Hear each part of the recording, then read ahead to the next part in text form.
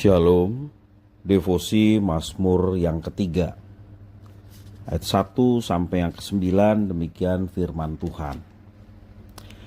Mazmur Daud, ketika ia lari dari Absalom anaknya. Ya Tuhan, betapa banyaknya lawanku. Banyak orang yang bangkit menyerang aku. Banyak orang yang berkata tentang aku. Baginya tidak ada pertolongan daripada Allah. Tetapi Engkau, Tuhan, adalah perisai yang melindungi aku. Engkau kemuliaanku dan yang mengangkat kepalaku. Dengan nyaring aku berseru kepada Tuhan, dan Ia menjawab aku dari gunungnya yang kudus. Aku membaringkan diri, lalu tidur. Aku bangun sebab Tuhan menopang aku.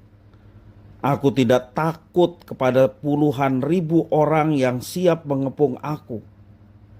Bangkitlah Tuhan, tolonglah aku, ya Allahku. Ya, Engkau telah memukul rahang semua musuhku dan mematahkan gigi orang-orang fasik. Dari Tuhan datang pertolongan, berkat-Mu atas umat-Mu. Demikian firman Tuhan. Masalah dan penderitaan dalam kehidupan bisa terjadi karena konsekuensi dari dosa atau kehendak Allah bagi kita. Namun, apa respon yang Allah kehendaki dari kita?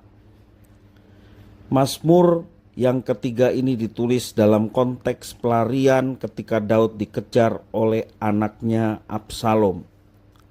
Dosa pemberontakan yang dilakukan Absalom tidak terlepas dari dosa yang telah dilakukan oleh Daud terhadap Batsheba dan Uria pada masa yang lalu.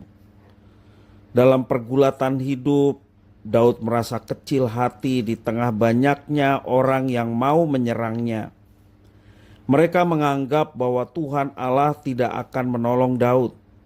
Namun, kita dapat melihat bagaimana Daud tetap mempercayai Tuhan dan selalu berdoa kepadanya.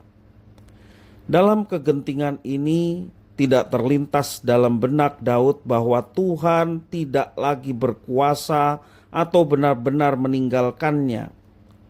Daud tidak menyalahkan Tuhan atas situasi pelik yang dialaminya, tetapi Daud justru mencari Tuhan dengan sungguh-sungguh. Seruan permohonan pertolongan keluar dari bibir Daud. Bangkitlah Tuhan, tolonglah aku, ya Allahku. Ya, Engkau telah memukul rahang semua musuhku dan mematahkan gigi orang-orang fasik.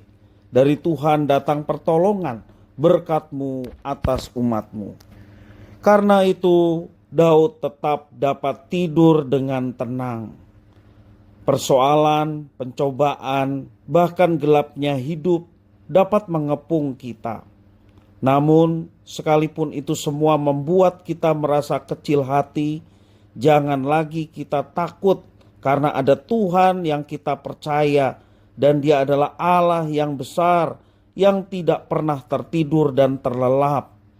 Pertolongan akan kita peroleh dari Tuhan yang adalah sumber segala sesuatu.